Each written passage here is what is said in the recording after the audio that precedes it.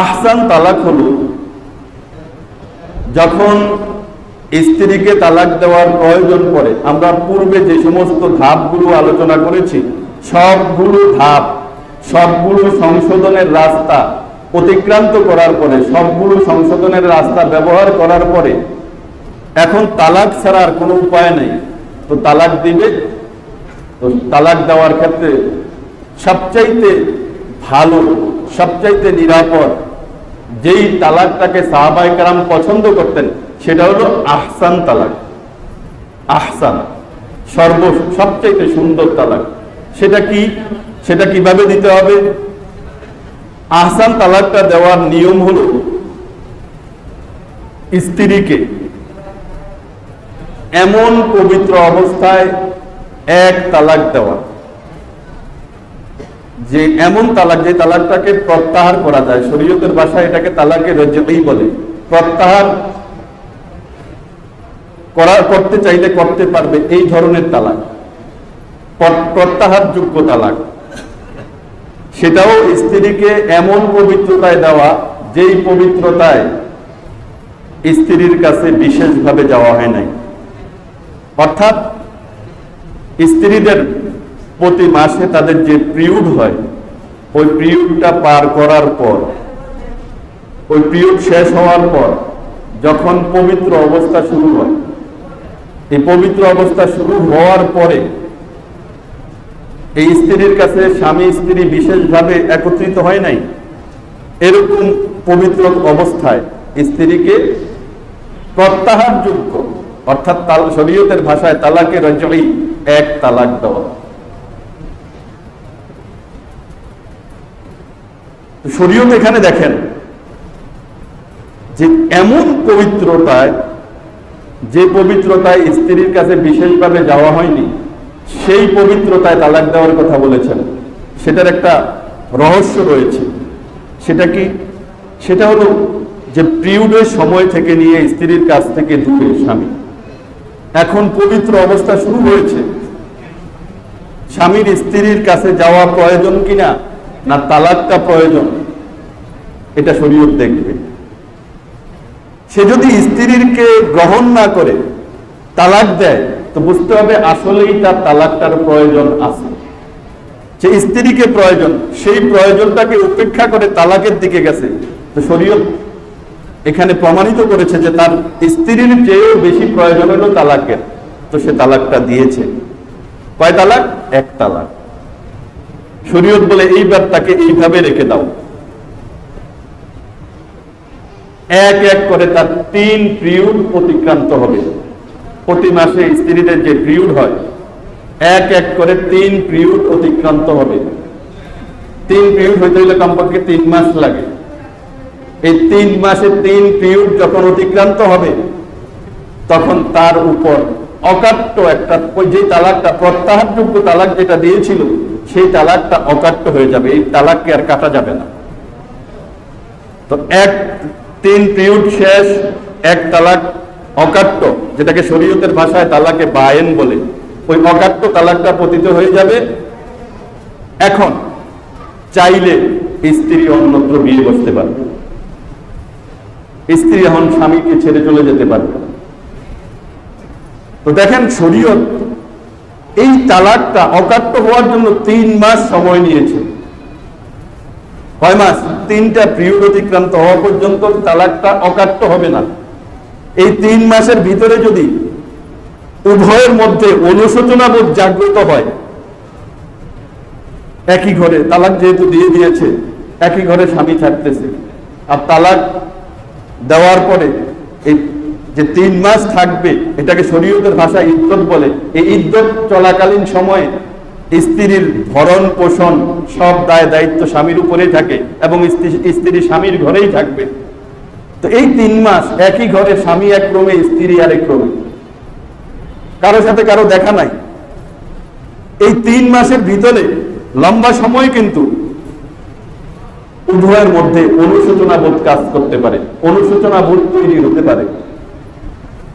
সেটা 15 দিন পরে হোক, 1 মাস পরে হোক, 1.5 মাস পরে হোক, 2 মাস পরে হোক, 2.5 মাস পরে হোক, 3 মাসের ভিতরে হোক, অনুশোচনা বোধ যখন জাগ্রত হবে, উভয়ের স্বামী স্ত্রী পৃথক হয়ে গেলে তাদের মধ্যে যে অসুবিধাগুলো তৈরি হইতেছে এগুলো তাদের সামনে চলে আসবে।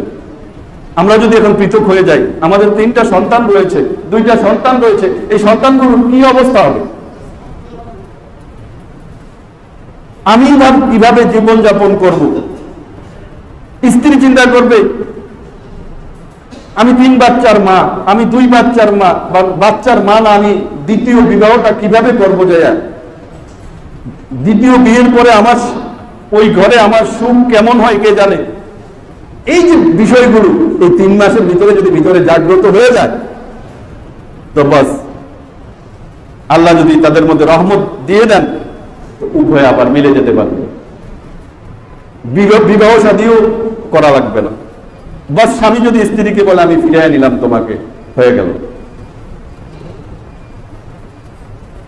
আর যদি 3 মাসের ভিতরে অনুশোচনা বোধ জাগ্রত হইল না, 3 মাসের পরে ওই যে প্রত্যাহারযোগ্য যে তালাকটা দিয়েছিল, যেটাকে শরীয়তের পরিভাষায় তালাকে আহসান বলা হয়, ওই তালাকটা 3 পিরিয়ড পার হওয়ার পরে সেটা অকাট্য তালাক রূপে পতিত হবে স্ত্রীর উপর।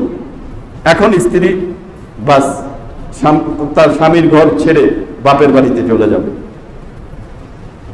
চলে গেল বাপের বাড়িতে, তালাক কয়টা পতিত হয়েছে? একটা।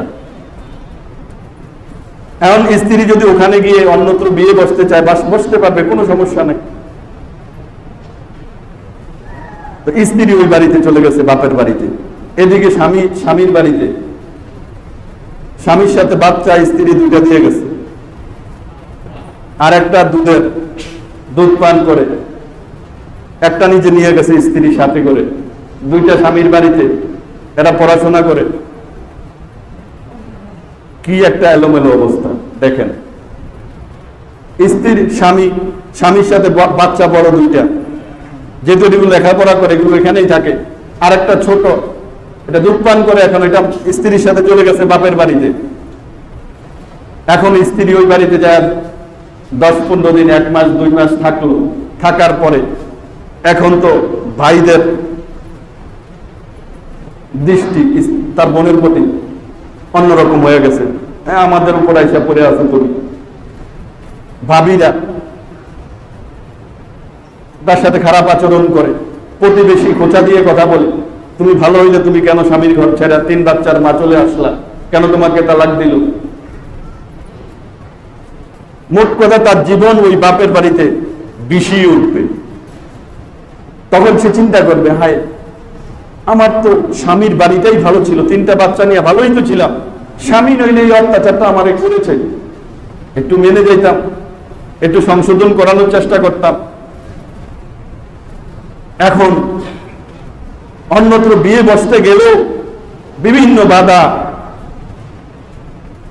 আর এই ধরনের অবস্থায় মানুষ যে তালাক প্রাপ্ত হয়ে আসে অথবা তালাক দেয়, তাকে বিয়ে করতেও ভয় করে, তার কাছে বিয়ে দিতেও ভয় করে।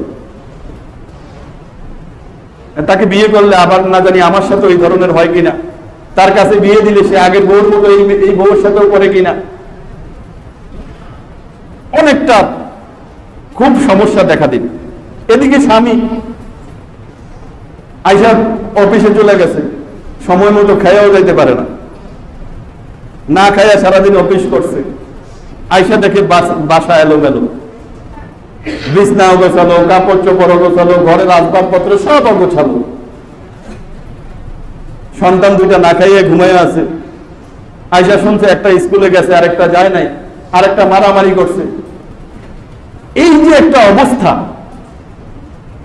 প্রতিদিনই এই ধরনের সমস্যার সম্মুখীন হইতেছে স্বামী স্ত্রী উভয়। সে বাপের বাড়িতে, এদিকে স্বামী নিজের বাড়িতে। স্বামীর ভিতরে অনুশোচনা বোধ কাজ করতেছে যে স্ত্রী তো সব ঠিকঠাক করে রাখতো, বাচ্চাগুলো গোছায় রাখতো, সংসারটা গোছায় রাখতো, সময় মতো খাবার খেয়ে অফিসে যেতে পারতাম, বিছনাটা শোয়ার জন্য কত সুন্দর পাইতাম, মশারিটা টানায় দিত, কাপড় চোপড় গুলো ধুয়ে দিত, আর সব এলোমেলো। স্বামীর মনেও অনুশোচনা বোধ কাজ করতেছে, স্ত্রীর মনেও অনুশোচনা বোধ কাজ করতেছে। এদিকে বেশ কয়েক মাস চলে গেছে, উভয় আবার উভয়ের মুরব্বীদেরকে বলছে, দেখেন তো আমাদেরকে একটু মিলানো যায় কিনা, খুব অসুবিধা হইতেছে। বাস আবার উভয়ের মুরব্বীরা যখন বসলো, দুইজনে স্বামী স্ত্রী দুইজনেই নরম। 6 মাস পরে আবার দুইজন একত্রিত হয়েছে। বিচ্ছেদটা হয়েছিল কত তালাকের মাধ্যমে? 1 তালাকের মাধ্যমে। এটা আহসান তালাক, সর্বোত্তম তালাক। সাহাবায়ে কেরাম এটাকে পছন্দ করতেন। বা 6 মাস পরে উভয় আবার একত্রিত হইতে চাইতেছে, নিজেদের ভবিষ্যতের স্বার্থে, নিজেদের শান্তির স্বার্থে, বাচ্চাগুলোর ভবিষ্যতের স্বার্থে। বাস হুজুর একজন ডাক দিয়ে না বিয়ে পড়ায় দেন। কারণ 1 তালাক সেটা অকাট্য তালাকে পতিত হইছে। এই 1 তালাক পতিত হইলে, যেটা অকাট্য হয়ে যায়, যেটা শরীয়তের ভাষায় বায়ান বলা হয়, তখন বিবাহ দৌড়ানোর মাধ্যমে, দ্বিতীয়বার বিবাহ করানোর মাধ্যমে আবার স্ত্রী স্বামী একসাথে হয়ে যেতে পারবে। হয়ে গেল। এটাকে তালাকে আহসান বলে, সর্বোত্তম তালাক বলে। এবং এটা সময় নিয়ে, এইভাবে যদি তালাক দেওয়া হয় বা এই নিয়মে যদি তালাক কার্য করার দিকে হাঁটা হয়, তো আমি বলেছিলাম গত সপ্তাহে, শতকরা 95টাই তালাক কি হবে না, কার্যকর হবে না, তালাকেই হবে না, তালাকের দিকে যাবেই না, সংশোধন হয়ে যাবে।